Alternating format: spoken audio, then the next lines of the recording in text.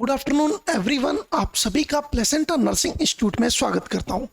Placenta nursing institute के इस online platform पर पीडियाट्रिक की क्लासेज आप लोग ले रहे हैं। पीडियाट्रिक बच्चों का एक तरह से वो साइंस है जिसमें 18 साल से कम के बच्चों को कवर किया जाता है, जिसे हम पीडियाट्रिक के नाम से जाना जाता है। हम आपको बता दें कि आज आपका एक टॉपिक है, टॉपिक का नाम है सेरेब्रल पाल्सी। आप लोगों ने कभी सुना है सेरेब्रल पाल्सी नाम से? ये एक बीमारी होती है क्या? एब्डोमिनल पार्ट की बीमारी होती है, या सीएनएस सेंट्रल नर्वस सिस्टम की बीमारी होती है, या फिर वो मस्कुलर सिस्टम की बीमारी होती है?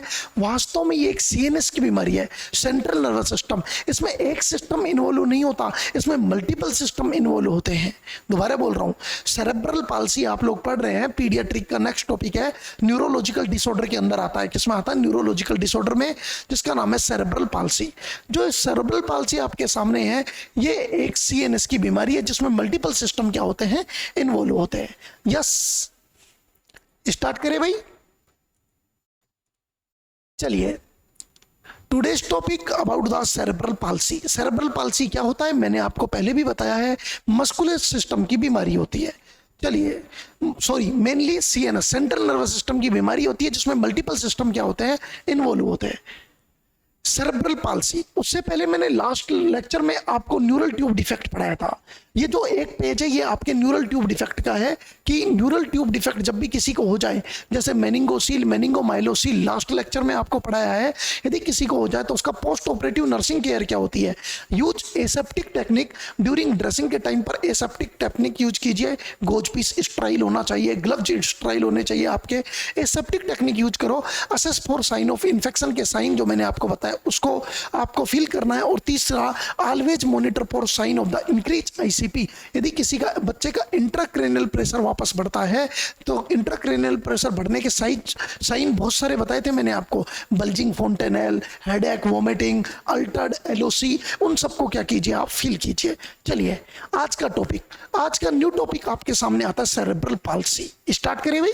सेरेब्रल पाल्सी, सर ये सेरेब्रल पाल्सी क्या होता है इसके बारे में हम आपसे बात करेंगे। It is disorder of muscle contraction, body movement, posture coordination. ध्यान से बोल रहा हूं, it is a disorder of, किसका डिसऑर्डर है? मसल कॉन्ट्रैक्शन, मसल ढंग से कॉन्ट्रैक्ट नहीं करती।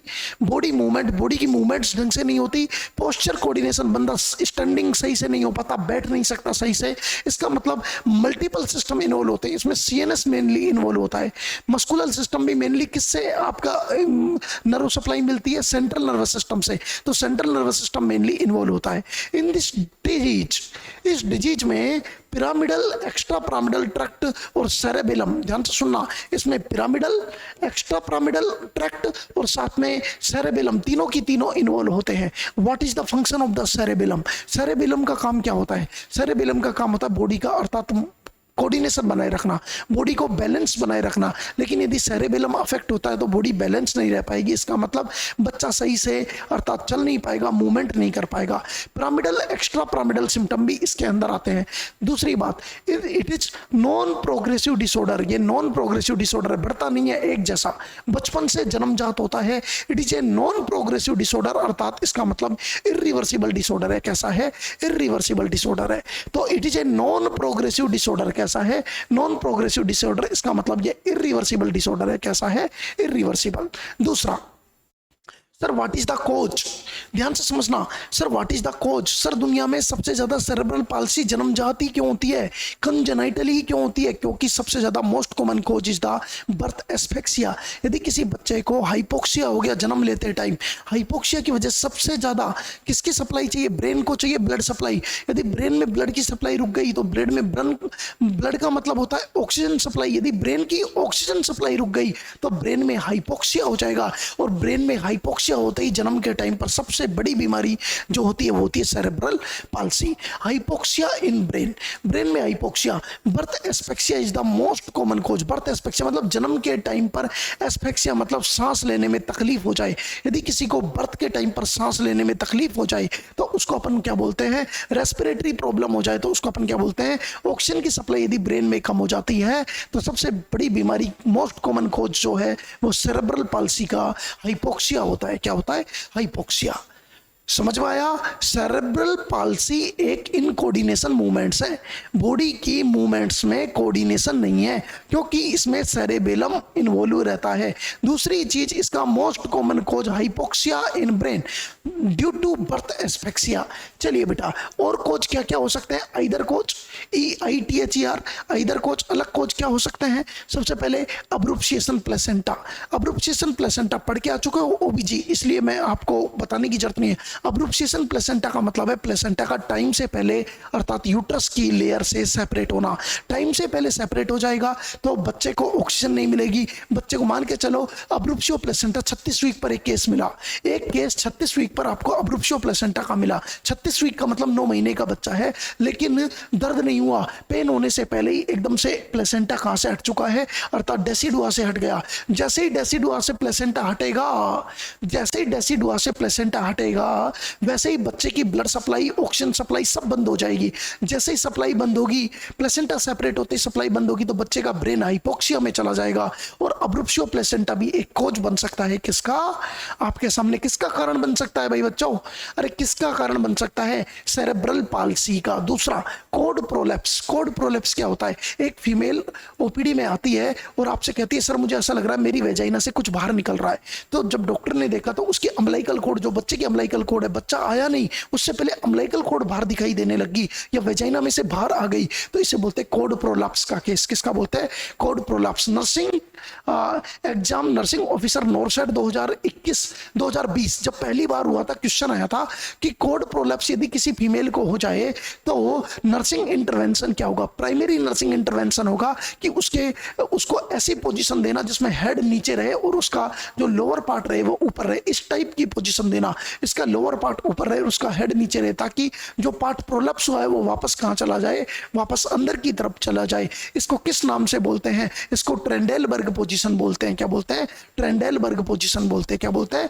ट्रेंडेलबर्ग पोजीशन। तो एक क्वेश्चन आया हुआ है कि कोड प्रोलैप्स में आपके सामने कौन सी पोजीशन दी जानी चाहिए? Trendelenburg position. Pre eclampsia, pre eclampsia में क्या होता है? बीपी बढ़ जाता है और बीपी बढ़ने की वजह से मैंने आपको बताया हुआ है यदि सीवियर प्री एक्लेम्सिया हो जाए तो बीपी बढ़ेगा तो वॉल्यूम कम हो जाएगा। वॉल्यूम, ब्लड का वॉल्यूम यदि ब्रेन में कम हो जाएगा तो ब्रेन में हाइपोक्सिया हो जाएगा और सीजर आ जाएंगे। मैंने बताया विद्या, हाइपोक्सिया हो जाएगा, सीजर आ जाएंगे। सीजर आ जाने का मतलब बच्चे को सेरेब्रल पाल्सी भी हो जाएगी। और सीजर आने पर प्री एक्लेम्सिया किस में कन्वर्ट हो जाता था? एक्लेम्सिया में, क्योंकि प्री एक्लेम्सिया में यदि सीजर जोड़ दिए जाए तो ये किस में कन्वर्ट हो जाता है? एक्लेम्सिया में। आप मेरी यूनिट्स पढ़ना, आपको समझ में आ जाएगा। Tight umbilical cord around the fetal neck, यदि फीटल नेक के चारों तरफ, यदि बच्चे की अर्थात नेक के चारों तरफ यदि अम्बिलिकल कॉर्ड घूम जाए, बच्चे को सांस लेने में तकलीफ आ जाए, बच्चे के ब्रेन की सप्लाई, कैरोटिड आर्टरी, बच्चे की जो कैरोटिड आर्टरी है जिसको आप पल्सेशन ले सकते हो, फील कर सकते हो, हाथ लगा के देखो, बहुत बढ़िया पल्सेशन आते हैं दोनों तरफ। जो कॉमन कैरोटिड आर्टरी जा रही है उसके बहुत बढ़िया आपके सामने क्या आ रहे हैं? पल्सेशंस आ रहे हैं। यही तो मेन होती है जो किसको बताती है? आपके अर्थात सर्कुलेशन को बताती है, JVP को बताती है, अर्थात जुगुलर वीनस प्रेशर को बताती है। यदि कैरोटिड आर्टरी के पल्सेशन खत्म हो गए तो पर्सन अर्थात इसका सर्कुलेशन जीरो, इसका मतलब पर्सन क्या हो चुका है? डेड हो चुका है। तो कैरोटिड यदि मान के चलो अर्थात जो अम्बिलिकल कॉर्ड है बच्चे की गर्दन के चारों तरफ फंस गई तो बच्चे की कैरोटिड आर्टरी दब जाएगी, तो बच्चे की ब्रेन की ब्लड सप्लाई कम हो जाएगी। ब्लड का मतलब होता है ऑक्सीजन सप्लाई। ब्लड कुछ नहीं होता, ब्लड बॉडी में एक ऐसा फ्लूइड है जो ऑक्सीजन लेके जाता है। तो ब्लड सप्लाई कम होगी तो ब्रेन को ऑक्सीजन सप्लाई भी कम हो जाएगी, तो ब्रेन हाइपोक्सिया में चला जाएगा, तो वापस सेरेब्रल पाल्सी हो जाएगी। मोस्ट कॉमन कॉज है हाइपोक्सिया। दूसरा, इस कंडीशन को किस नाम से जाना जाता है? यदि अम्बिलिकल कॉर्ड यदि बच्चे की नेक के चारों तरफ घूम जाए तो उस कंडीशन को क्या कहते हैं? वासा प्रीविया। किस कंडीशन के नाम से जाना जाता है? इस कंडीशन को किस नाम से जाना जाता है बेटा? Vasa previa. Toxin use by mother, यदि कोई मदर ऐसे टॉक्सिन ले रही है जिससे बच्चे के ब्रेन पे इफेक्ट पड़ रहा है, ऑक्सीजन में कमी आ रही है, तो उसे सीवियर हाइपोग्लाइसीमिया। यदि मैंने आपको पहले भी बताया था, यदि बच्चे को 3 चीज एक साथ होती है हमेशा, हाइपोग्लाइसीमिया, हाइपोथर्मिया, इन्फेक्शन और साथ में हाइपोक्सिया, ये भी चारों एक साथ देखने को मिलती है। यदि कोई बच्चे को सीवियर हाइपोग्लाइसीमिया हो जाए, मतलब बच्चे के ब्रेन की अर्थात ब्लड सप्लाई कम हो जाए, अर्थात इसका मतलब बच्चों को ब्रेन को ग्लूकोज की आपूर्ति कम हो जाए तो ब्रेन को ऑक्सीजन आपूर्ति भी साथ में कम हो जाए तो समझ लो सेरेब्रल पाल्सी में जा सकता है। टॉर्च इन्फेक्शन, यदि बच्चे को मां के पेट में टॉर्च इन्फेक्शन हो जाए, टॉर्च का फुल फॉर्म मैंने कल भी बताया था, हर एग्जाम में पूछा जाता है। टोक्सोप्लाज्मोसिस, टीओ का मतलब टोक्सोप्लाज्मोसिस, आर का मतलब रूबेला, सी का मतलब साइटोमेगेलोवायरस, एच का मतलब हर्पिस सिंप्लेक्स वायरस, या आपको इसका दूसरा नाम आप बोल सकते हो, जिसका दूसरा नाम किस नाम से जाना जाता है बच्चा, किस नाम से जाना जाता है, अर्थात हीमोफिलस इन्फ्लुएंजी। ये टॉर्च का पूरा नाम। यदि किसी बच्चे को टॉर्च का इन्फेक्शन हो जाए तो टॉर्च का इन्फेक्शन भी ब्रेन की ब्लड सप्लाई को कम कर देता है और बच्चे को सेरेब्रल पाल्सी में ले जा सकता है हाइपोक्सिया की वजह से। अगला क्वेश्चन आपसे पूछा जा सकता है कि सर आप हमें सेरेब्रल पाल्सी पढ़ा रहे हैं, सर आप हमें सेरेब्रल पाल्सी पढ़ा रहे हैं, सेरेब्रल पाल्सी के कितने टाइप होते हैं? सेरेब्रल पाल्सी के 3 टाइप होते हैं। पहला होता है spastic cerebral palsy, most common यही होती है। मोस्ट कॉमन सेरेब्रल पाल्सी बच्चों में, बच्चा आपके पास ओपीडी में आएगा, सर जन्म से ही ऐसे जीभ बाहर निकली हुई है, बच्चा चल नहीं सकता है सर, वो खड़ा नहीं हो सकता है, खा ढंग से नहीं पा रहा, फ्रेश होने ढंग से नहीं जा रहा, मदर परेशान रहती है, जिंदगी भर इस पेशेंट से परेशान रहती है, इसे बोलते हैं स्पास्टिक। स्पास्टिक मतलब पूरी मसल्स में स्पास्टिसिटी आ गई, रिजिडिटी टाइप आ गई। स्पास्टिक मतलब जल्दी से मुड़ नहीं रही, जो मूवमेंट्स इजीली होनी चाहिए वो नहीं हो रही, आप उसको कह रहे हो ऐसे कर, उसको ऐसे करने में 10 मिनट लग रहे हैं। तो spastic cerebral palsy most common cerebral palsy होती है बच्चों में। इसमें पिरामिडल ट्रैक्ट अफेक्टेड होता है, साथ में severe spasm of the muscle का सीवियर स्पाज्म, एकदम से मसल खिंच जाती है, स्पाज्म होता है। और it is also called conscious spastic palsy, क्योंकि इसमें पर्सन कॉन्शियस रहता है, बच्चे को पता रहता है कि कभी भी मुझे अर्थात मेरी मसल्स खिंच सकती है, तो इसे कॉन्शियस सेप्टिक पाल्सी के नाम से, सेप्टिक की जगह स्पास्टिक बोलना, स्पास्टिक, कॉन्शियस स्पास्टिक पाल्सी के नाम से जाना जाता है। स्पास्टिक मतलब spasm in the muscle.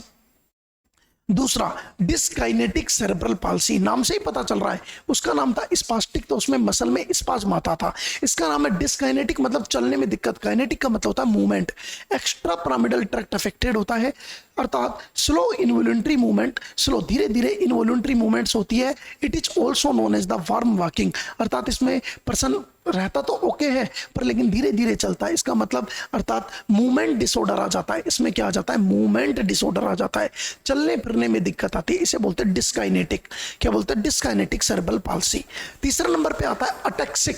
Ataxia का मतलब होता है incoordination in movement, incoordination in movement. Ataxia का मतलब कई बार एग्जाम में आया है, incoordination in movement, incoordination in movement, movement में अर्थात इनकोऑर्डिनेशन इन मूवमेंट, इसे किस नाम से बोलते हैं आपके सामने ध्यान रखना, अटेक्सिक सेरेब्रल पाल्सी, अटेक्सिक।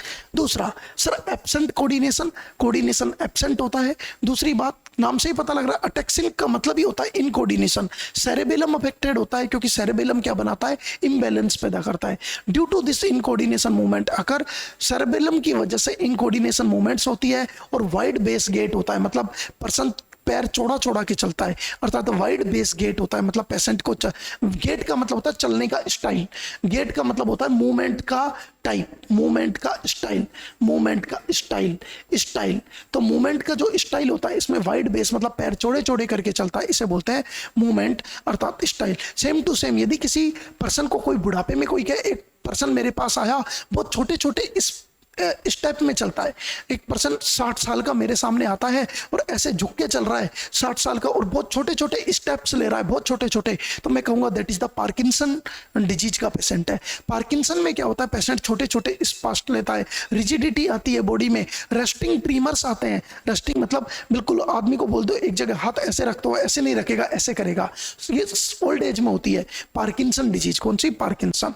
तो जो डोपामिन की कमी से होती है। तो आप इंपॉर्टेंट बात, तो उसमें जो गेट होता है ना, जो धीरे धीरे स्टेप से, छोटे छोटे स्टेप से जो पेशेंट चलता है उसे बोलते हैं सफलिंग गेट। क्या बोलते हैं? सफलिंग, SHUFFLING। क्वेश्चन आ जाए सफलिंग गेट किस में पाया जाता है, तो आंसर में आपका जाना चाहिए पार्किंसन में। और कोई पूछे वाइड बेस गेट किस में पाया जाता है, आंसर में जाना चाहिए सेरेब्रल पाल्सी। और कौन से टाइप वाली में? अटेक्सिक टाइप वाली में। कौन सी वाली में बच्चा? अटेक्सिक टाइप वाली में। चले बेटा, that is the that is the patient. आपको बहुत अच्छे से आपको एक डायग्राम दिख रहा होगा।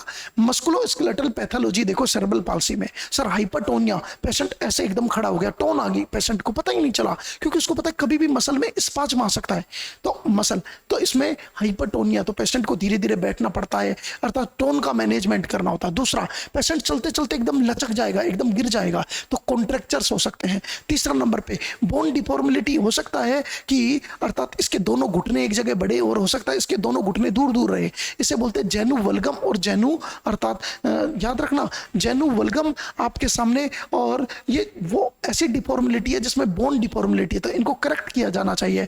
और चौथे नंबर पे आपके सामने डीकंपेंसेशन। डीकंपेंसेशन मतलब जैसे ही आपने इनको चलने के लिए कुछ दिया तो ये लोग मूवमेंट बनाते बनाते धीरे धीरे क्या करते हैं, चलते हैं। आप देख सकते हो ये पेशेंट्स ऐसे होते हैं, that is the cerebral palsy का पेशेंट है, इसकी मूवमेंट्स नहीं है, इनको आपने अर्थात चेयर्स प्रोवाइड करवा रखी है। सेरेब्रल पाल्सी का पेशेंट है, किसका पेशेंट है, सेरेब्रल पाल्सी का पेशेंट है, ध्यान रखोगे बेटा, that is the cerebral palsy. Cerebral palsy क्या होता है, ये एक इनकोऑर्डिनेशन मूवमेंट्स होती है, अर्थात दैट इज द मेनली, इसके अंदर आप देखोगे तो मसल्स की मूवमेंट्स क्या हो जाती है, डिफॉर्मिलिटी हो जाती है, that is the cerebral palsy का पेशेंट है। किसका पेशेंट है, सेरेब्रल पाल्सी का पेशेंट है। क्लियर है आप सभी, that is the muscle tone management. चलिए अब आता है सर क्या क्लिनिकल फीचर लेके आएगा। आपको मैं बता दूं, हमारा जो फुल कोर्स चल रहा है नर्सिंग ऑफिसर फुल बैच, आप उसके एक पार्ट बन सकते हैं। और सबसे बड़ी बात आप सभी को बता दें कि हमारे यहाँ पर मैनेजमेंट सब कुछ बताया जाता है, किस तरह बच्चे को आगे पढ़ना है, किस तरह आगे सोचना है, किस तरह से बच्चे को अपनी मंजिल को प्राप्त करनी है। बच्चे को हमेशा जो भी लेक्चर्स हो उनको 3 से लेकर 4 बार पढ़ना है, ये सारी बातें। Sir what is the clinical feature, सबसे मोस्ट कॉमन हाइपोक्सिया, बच्चे को सांस लेने में दिक्कत आएगी, ये हाइपोक्सिया इसका कोज है, मोस्ट कॉमन कोज है। क्या है बेटा, मोस्ट कॉमन कोज है। डिले डेवलपमेंटल माइलस्टोन, जैसे बच्चे के जो माइलस्टोन है, जैसे बच्चा 3 महीने में सोशल स्माइल देना स्टार्ट कर देता है, ध्यान से समझो, मदर को रिकॉग्नाइज करना स्टार्ट कर देता है। आप ध्यान से समझो कि मदर को रिकॉग्नाइज 3 महीने में कर लेता है, 2 महीने में सोशल स्माइल देना स्टार्ट कर देता है। बच्चा जो 6 महीने का बच्चा होता है वो ट्राइपॉड फैशन में बैठना स्टार्ट कर देता है, हाथ आगे रख के। 8 महीने का बच्चा बिना सपोर्ट के बैठना स्टार्ट कर देता है, ये कहलाते हैं डेवलपमेंटल माइलस्टोन। लेकिन ये बच्चों में लेट डेवलप होंगे।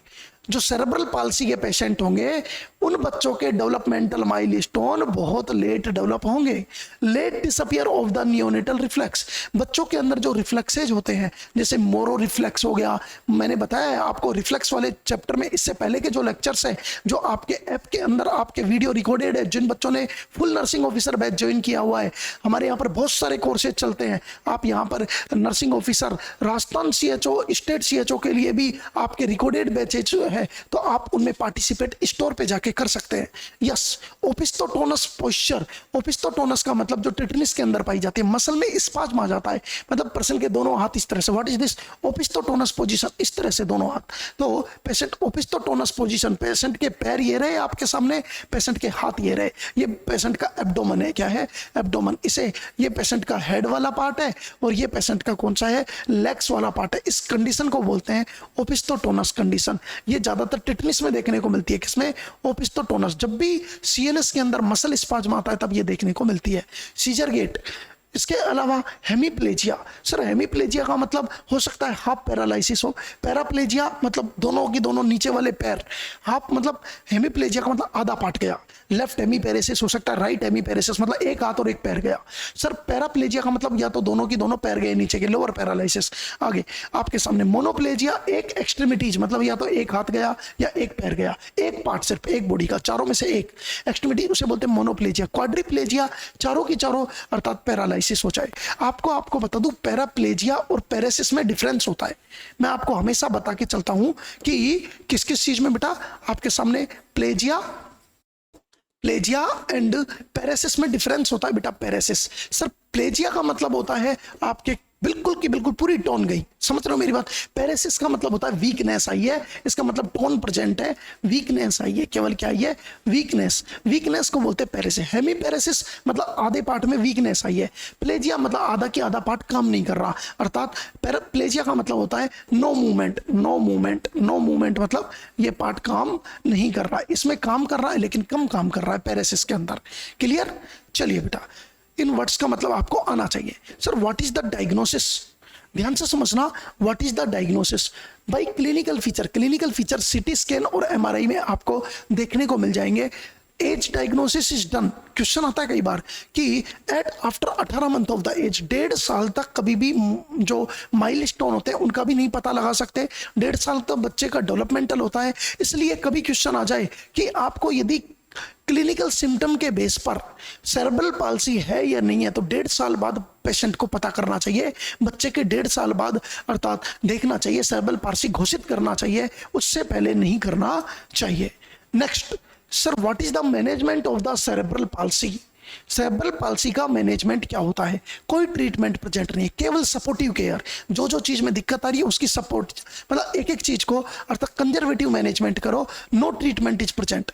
Muscle relaxing drugs can be provided during muscle spasm. जब मसल स्पाज्म आ जाए तो मसल रिलैक्सिंग ड्रग्स आप दे सकते हो, जैसे बैक्लोफेन्स। ये मसल रिलैक्सिंग जो ड्रग्स है वो आप दे सकते हो। यदि ज्यादा मसल स्पाज्म कर रही है तो मिडास विडास लगा के आप जनरल एनेस्थेसिया से भी मसल को क्या कर सकते हो, रिलैक्स कर सकते हो। एग्जाम्पल सक्सिनाइल कोलिन, देख लो बेटा मसल रिलैक्सेंट कौन कौन से हैं। सोट एक्टिंग कौन सा होता है? Succinylcholine, baclofen, dantrolene sodium. Dantrolene sodium also drug of choice for the malignant hyperthermia. Dantrolene sodium आपके सामने ये ड्रग ऑफ चॉइस होती है, इसी की बात कर रहा हूं, केवल इन सब की बात नहीं कर रहा। कई बार आ जाता है मैलिग्नेंट हाइपरथर्मिया, मतलब पेशेंट का फीवर 104 डिग्री फ़ारेनहाइट से ऊपर, 104 से ऊपर फ़ारेनहाइट से ऊपर, मतलब patient that is the malignant hyperthermia. Body पूरी गर्म भयंकर वाली तप रही है तो इसे बोलते हैं मैलिग्नेंट हाइपर। पेशेंट के दांत ऐसे सीजर की तरह अर्थात इस तरह से क्रंचिंग कर रहे हैं तो मैलिग्नेंट हाइपरथर्मिया की ड्रग ऑफ चॉइस होती है dantrolene sodium, that is the muscle relaxant. Physiotherapy, early stimulation. यदि बच्चे की टाइम से पहले 1.5 साल पर 2 साल पर पता लग जाए और फिजियोथेरेपी स्टार्ट कर दे तो काफी हद तक उस बच्चे की कोऑर्डिनेशन मूवमेंट्स में बच्चे के रिलीफ मिलेगा। जितना लेट डायग्नोस होगा उतना कम अर्थात इसके वापस रिकवरी होने की संभावना होगी, कम रिकवरी होगी यदि लेट डायग्नोस होगा। तो that is the cerebral palsy. Thank you so much all of you. Cerebral palsy बच्चे में मेनली मसल की डिफॉर्मिलिटी, बोन्स डिफॉर्मिलिटी आप देखोगे, मसल्स के अंदर स्पाज्म आ जाते हैं, that is the due to hypoxia. Thank you so much. You are join to placenta nursing institute. We are on Instagram, we are on Facebook page Placenta Nursing Institute, we are on our app on the Play Store। Placenta Nursing name से app है जिसका symbol आपके सामने है, जिसका symbol आप देख सकते हो, that is the symbol of the Placenta Nursing Institute। इस सिंबल से आप इसको डाउनलोड कर सकते हैं और आप बहुत अच्छे से हर चीज को समझ सकते हैं। Thank you so much all of you. और किसी भी तरह का कोर्स आपको परचेज करना हो, क्रैश कोर्स, टेस्ट सीरीज, किसी भी तरह का, तो आप मुझसे पर्सनली भी बात कर सकते हैं। साथ में प्लेसेंटा नर्सिंग के स्टोर पर जाके अपने नंबर से रजिस्टर्ड करके, नाम से रजिस्टर्ड करके आप बहुत इजीली आप स्टोर से बेस्ट कोर्सेज ले सकते हैं। मैं आपके साथ हमेशा रहूंगा। Thank you so much all of you.